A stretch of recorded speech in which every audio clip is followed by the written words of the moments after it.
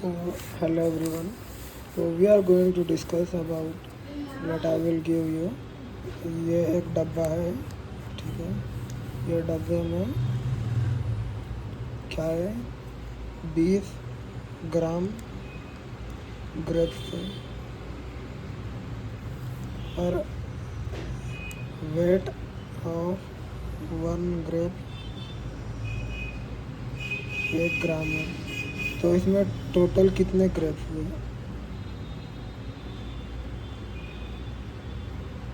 कितने हुए बोलो। ये डब्बे में 200 ग्राम पीनट है। एक पीनट का वज़न कितना है?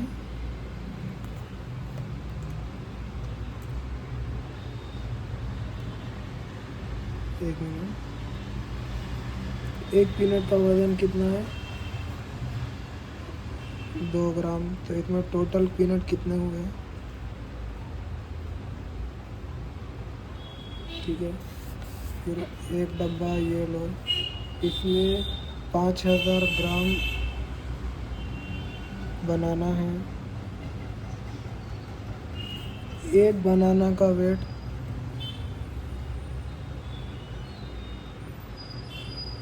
10 ग्राम है। तो टोटल कितने बनाना है?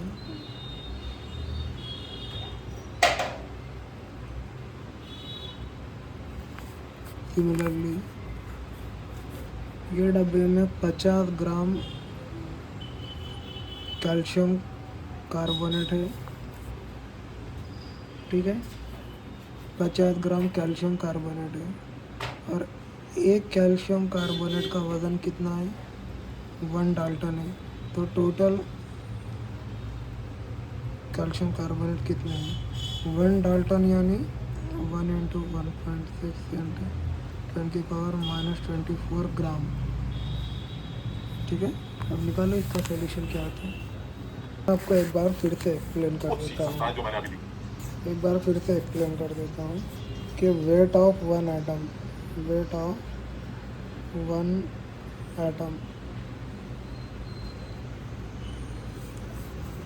देखो ये बच्चा है, इसका वज़न क्यों आ रहा है? इसका वज़न इसके बॉडी के मसल, बोन, ब्लड उसकी वजह से आ रहा है। वैसे ही एटम का वज़न क्यों आता है? क्योंकि एटम के अंदर प्रोटॉन न्यूट्रॉन इसमें होते हैं, इलेक्ट्रॉन इसमें होते हैं। बस ये 3 चीज़ों की वजह से आता है। लेकिन इलेक्ट्रॉन का वज़न 0 के बराबर हो जाता है। तो प्रोटॉन और न्यूट्रॉन का वज़न बहुत ज़्यादा होता है इलेक्ट्रॉन के मुकाबले में। तो एटम का वज़न उसके प्रोटॉन और न्यूट्रॉन की वजह से आता है। तो प्रोटॉन और न्यूट्रॉन को मिला के हम बोलते हैं न्यूक्लियन। तो एटम का वज़न आता है टोटल न्यूक्लियन को, जितने न्यूक्लियन होंगे उतना उसका वज़न होगा टोटल न्यूक्लियन का। फिर ठीक है, total nucleon into weight of 1 nucleon. क्यों? क्योंकि ये डब्बे में एप्पल है। ये डब्बे का वज़न क्यों आ रहा है? एप्पल की वजह से आ रहा है। तो इसमें total Apple into weight of 1 Apple, तो इसका वज़न हमें ग्राम में मिल जाएगा। सिमिलरली न्यूक्लियन की वजह से आएगी total number of nucleon into weight of 1 nucleon, ठीक है।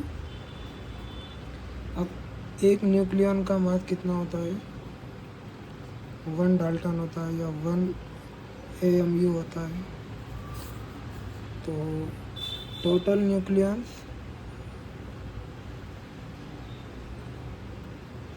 इंटू 1 AMU या U, तो ये हो जाता है टोटल न्यूक्लियन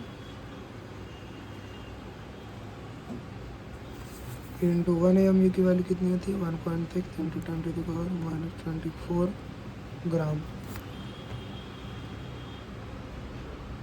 नहीं कर सकते तो क्या?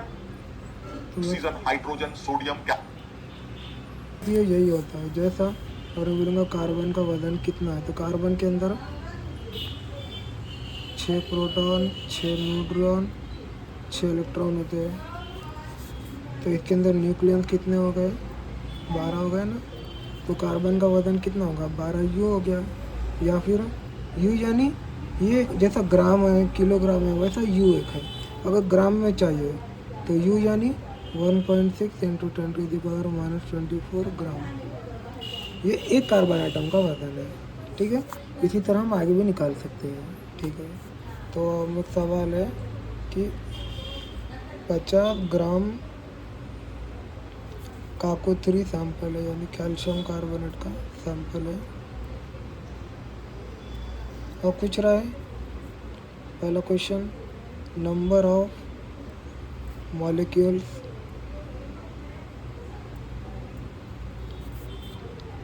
ठीक है, फिर नंबर ऑफ कार्बन आइटम्स कितने होंगे, और number of calcium and oxygen atom. ठीक है, 50 ग्राम सैंपल है, तो एक 50 ग्राम सैंपल है, उसमें कितने मॉलिक्यूल होंगे।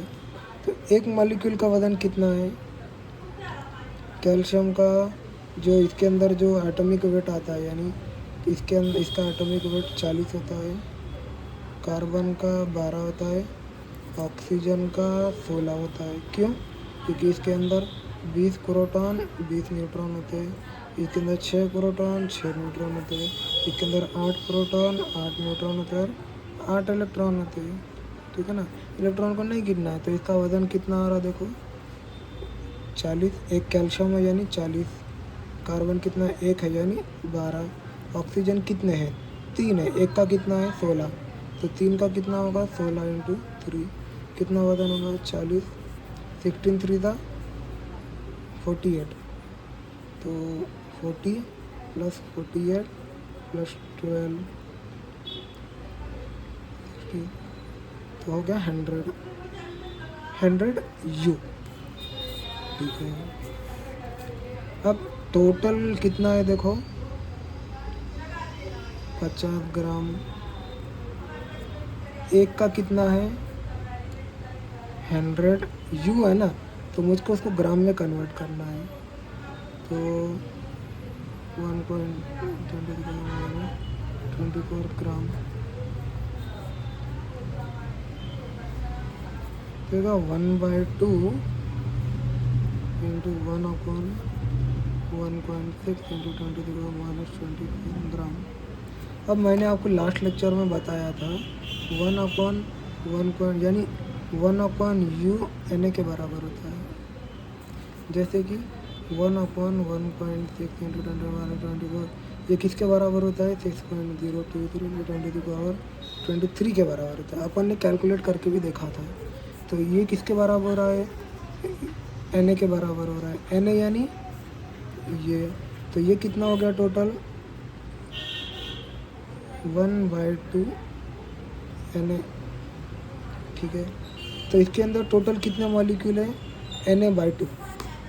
तो टोटल कितने मॉलिक्यूल है, Na/2।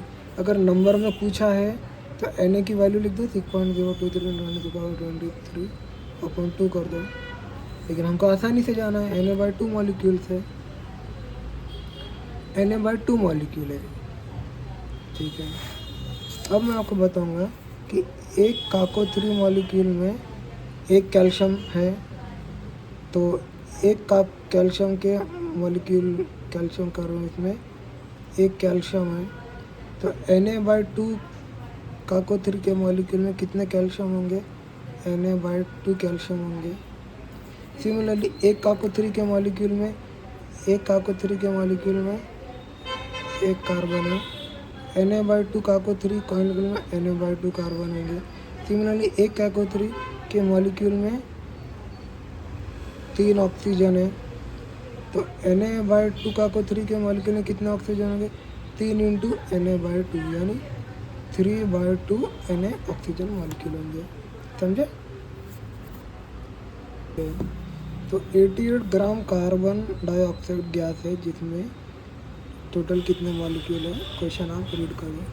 88 ग्राम नहीं है, ग्राम का इसका मतलब होता है ग्राम, इसका मतलब होता है किलोग्राम, इसका मतलब होता है मिलीग्राम, इसका इसका मतलब होता है मेगाग्राम, इसका मतलब होता है डेसीग्राम। ठीक है, ये फिजिक्स में आपको फिजिकल क्वांटिटीज़ में आपको सबसे पहले यही सिखाते हैं। तो जैसे कि हमको मालूम किलो का मतलब होता है 1000, के का मतलब 1000, ग्राम यानी नॉर्मल ग्राम, मिली का एम यानी मिली होता है, मिली का मतलब क्या होता है 10⁻³ ग्राम। जैसे कि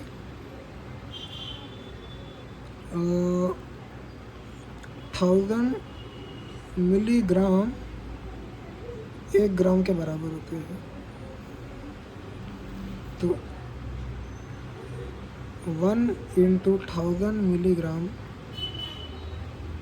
1 ग्राम के बराबर, कुछ ने क्या 1 से मल्टीप्लाई किया, अब इसको इधर भेज दो तो 1 मिलीग्राम इधर मल्टीप्लिकेशन में इधर आएगा तो क्या होगा, डिवाइड में आ जाएगा, 1/1000 ग्राम के बराबर हो जाएगा। यानी कि 1 मिलीग्राम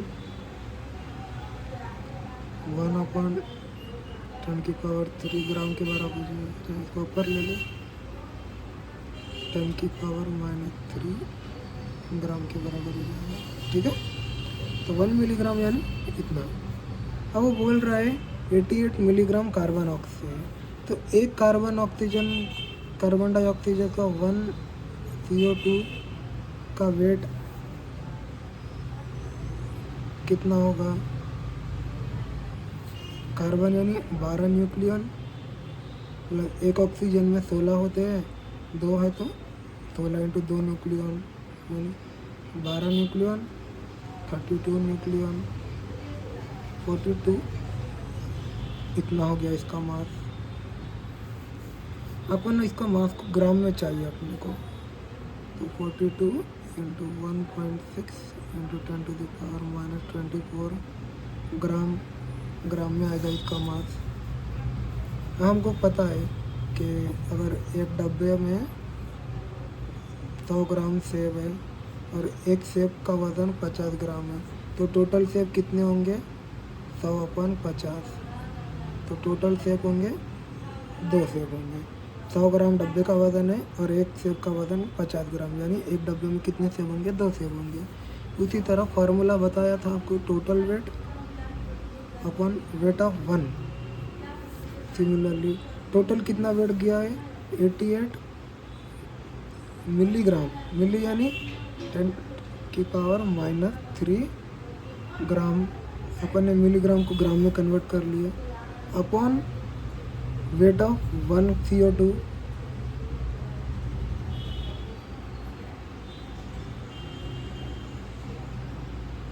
ग्राम, इसका भी अपन ने ग्राम में ग्राम से ग्राम कट गया, और 42 ही आता है ना, 16 6 3 12 32 44 आता है। हाँ 42 नहीं है, 44 है। तो 44 1 × 44, 44 2 × 88, तो टोटल कितना होगा 2/1.6 × 10⁻⁻3, इसको ऊपर भेज दो, × 10⁻24।